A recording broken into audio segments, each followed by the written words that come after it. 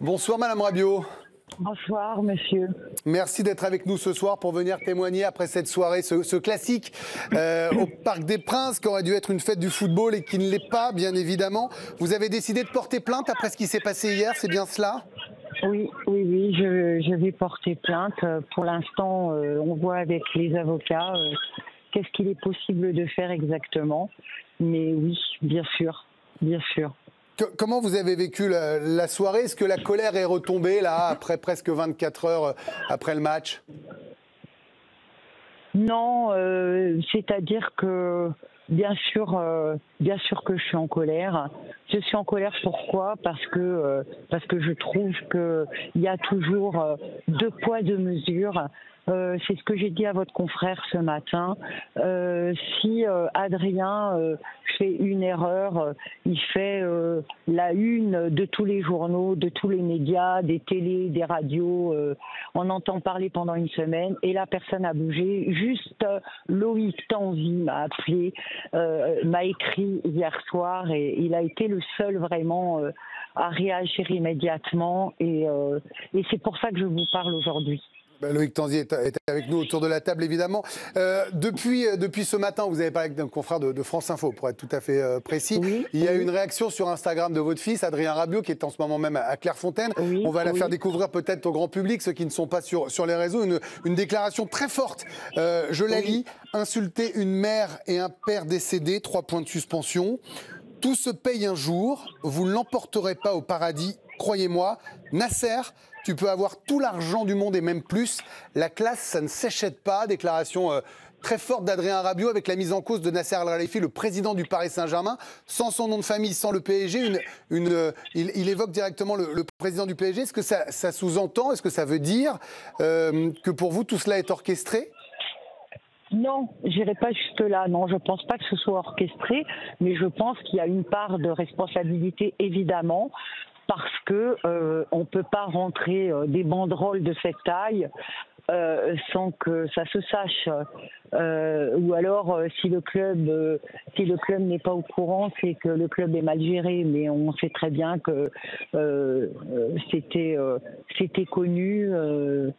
À l'avance, on le sait très bien, tout le monde le savait. J'ai reçu moi-même des messages sur Instagram où on me disait tu vas voir le traitement qu'on te réserve à toi et à ton fils. Le père va se retourner dans sa tombe. Enfin bon, donc c'était connu. Je veux dire, tout le monde savait qu'il y aurait forcément des réactions.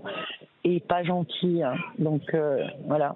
Alors vous savez forcément, et Adrien le sait mieux quiconque, et on a bien vu sa force de caractère encore hier, qu'un tel message mettant en cause le président du Paris Saint-Germain, ça va faire parler, ça va entraîner une réaction.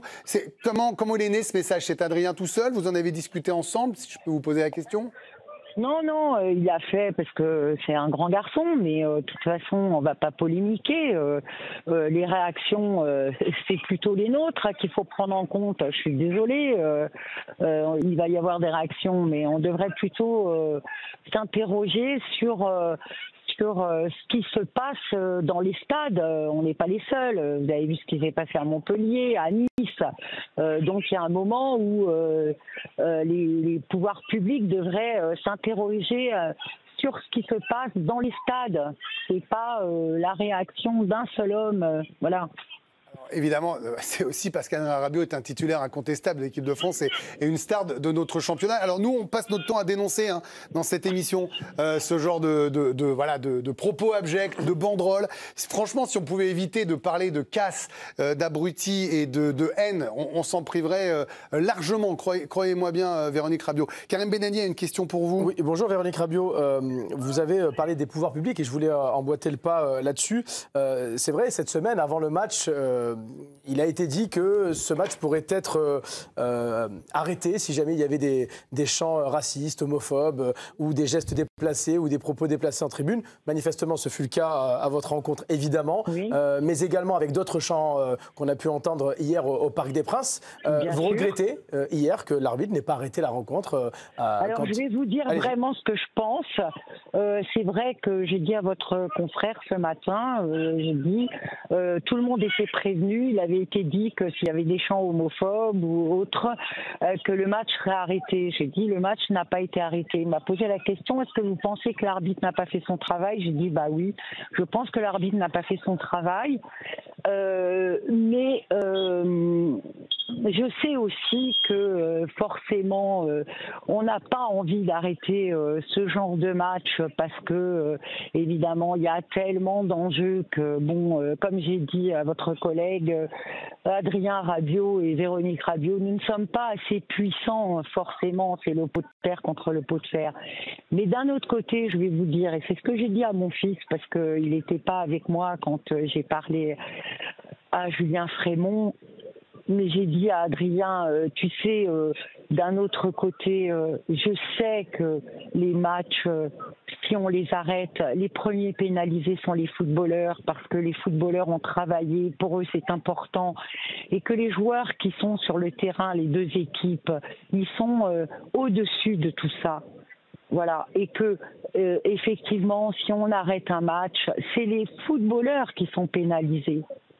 Loïc Tanzier est aussi. Comprenez ? Oui, oui, on comprend très bien. Et d'ailleurs, on avait alerté, nous, vendredi sur ça, et on avait Bruno Salomon qui commente pour ici Paris, Île-de-France, ou encore Loïc qui suit au quotidien pour le journal. Ou même, on était là, on se demandait si le match irait au bout. On ne voulait pas faire les oiseaux de mauvais augure. Force est de constater qu'il y a eu des débordements. Loïc Tanzier. Oui, bonsoir Madame Rabiot. On parlait de la réaction du monde médiatique. Est-ce que ce n'est pas aussi le moment pour les coéquipiers d'Adrien Rabiot, il est en équipe de France en ce moment, est-ce que ce n'est pas le moment aussi pour ses coéquipiers, notamment ceux qui jouent au Paris Saint-Germain, qui étaient sur la pelouse hier, de réagir, de prendre aussi leurs responsabilités et d'appeler tout le monde au calme? Non, non, je pense pas. Franchement, je pense pas, parce que je veux pas...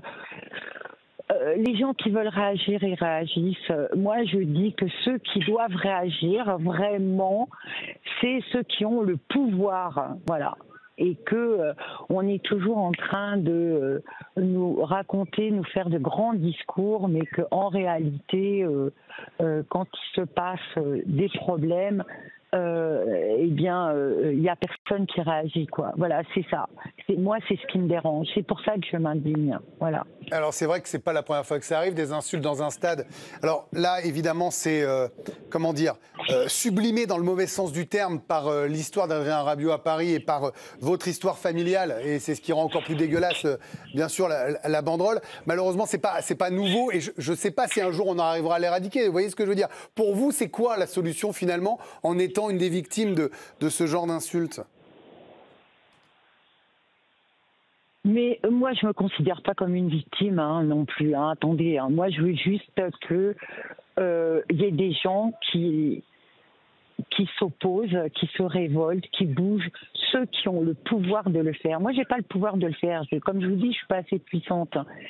Mais comment éradiquer j'en sais rien, c'est pas à moi de trouver les solutions. Moi, ce que je vois, c'est que bon, on est dans le monde du sport, que c'est un match de foot important. Bon, il y a des rivalités et c'est normal, c'est de bonne guerre.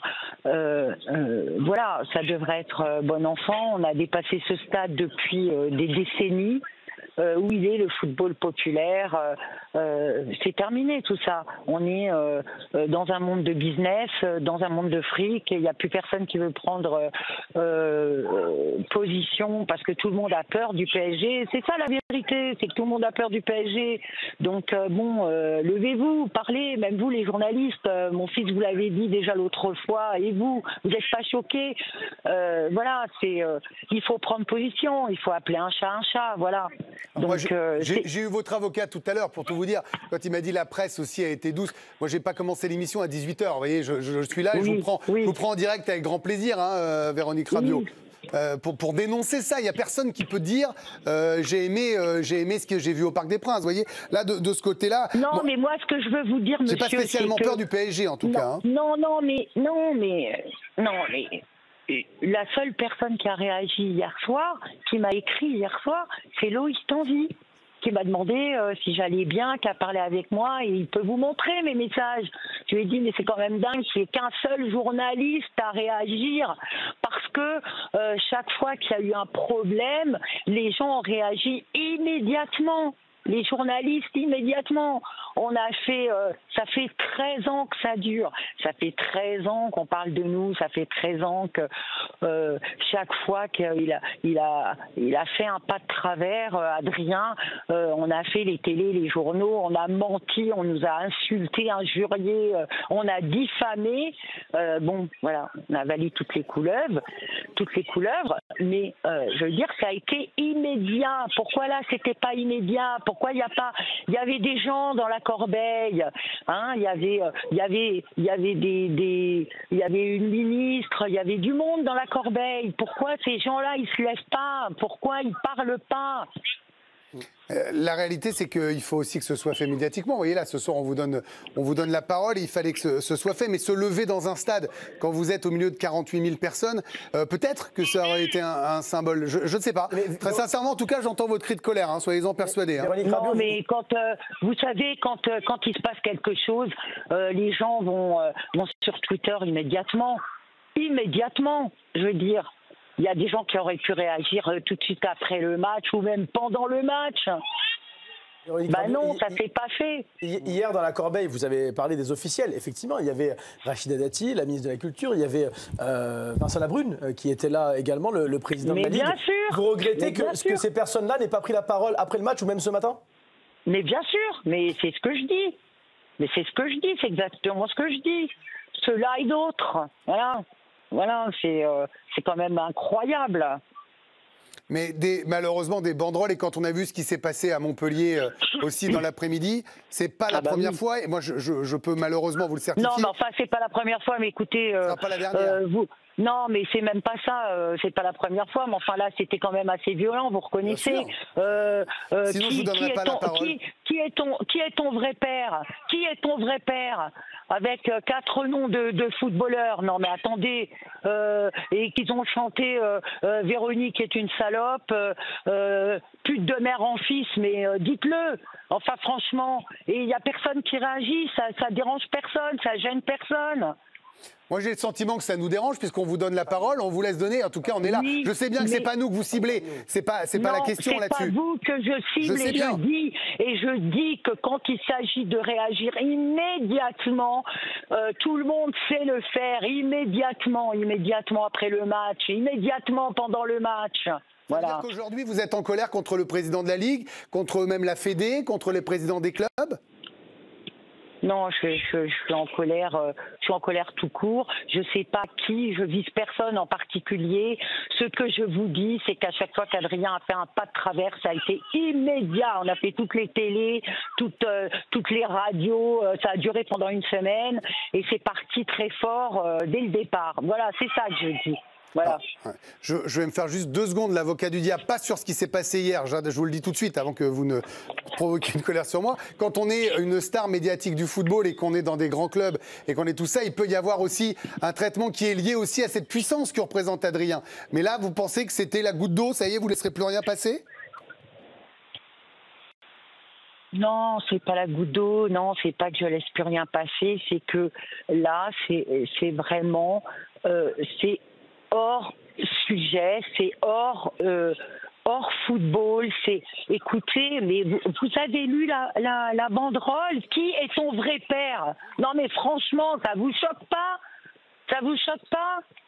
Bien sûr que si, avec 4 noms de footballeurs? Bien sûr que si. Je ne peux pas vous répondre autre chose que ça. Bien sûr que si, ça nous choque et je comprends votre douleur, surtout quand on connaît votre histoire. Mais c'est pas ma douleur. Je ne souffre pas. Je suis indignée, monsieur. C'est totalement différent. Votre collègue m'a posé la même question. Vous êtes blessé? Non, je ne suis pas blessée. Je suis indignée. Je suis indignée parce que je trouve qu'il y a toujours 2 poids, 2 mesures. C'est ce que je suis en train de vous expliquer. On a tapé sur Adrien à chaque fois qu'il a fait un pas de travers et ça a été immédiat. Et là, personne ne réagit. Vous portez plainte, l'Olympique de Marseille. Je me souviens quand il ne s'est pas rendu en équipe de France, tout ce qui a été dit, on voulait même lui enlever sa nationalité française. Et c'est parti très très fort. En plus, il y a eu des mensonges à cette époque-là. Bon, on ne va pas revenir sur cette histoire. Ce que je veux dire, c'est qu'à chaque fois qu'il y a eu un sujet, tout le monde s'en est emparé. Au moment de l'équipe de France, on avait même demandé son avis au président de la République. public.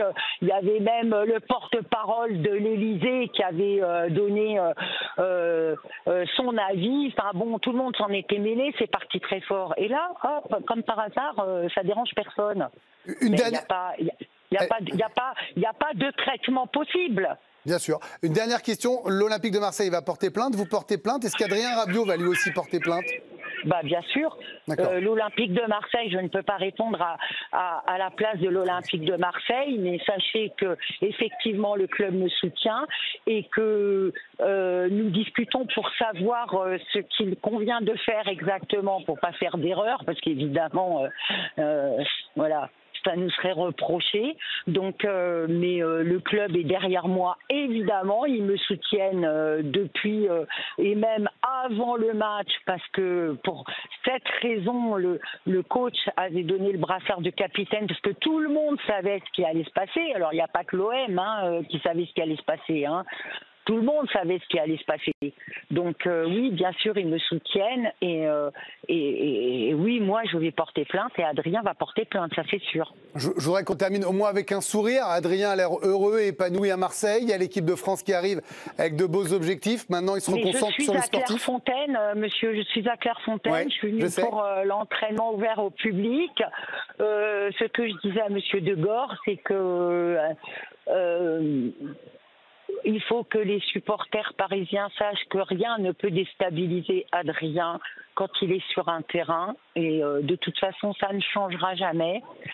Et voilà, il a fait son match et il fera toujours ses matchs parce qu'il est serein. Il était serein même hier quand il a quitté le terrain. Voilà. Et pour info, la Fédération française de football, peut-être que vous êtes au courant, je ne sais pas, en tout cas, je me permets de donner l'information, peut-être à vous, en tout cas à nos téléspectateurs, va également faire un communiqué sur ce qui s'est passé et j'imagine pour soutenir Adrien Rabiot. Véronique Rabiot, c'est gentil. Je vous en prie. Je vous remercie d'être venu en direct nous faire part de votre indignation. J'ai bien compris. Avec plaisir, monsieur, et je vous remercie de m'avoir donné l'occasion de m'exprimer. C'est pas tous les jours, donc je vous remercie. Je vous en prie, merci pour votre témoignage très fort. Bonne soirée, Véronique Rabiot. Merci, au revoir. Voilà pour ce témoignage de Véronique Rabiot.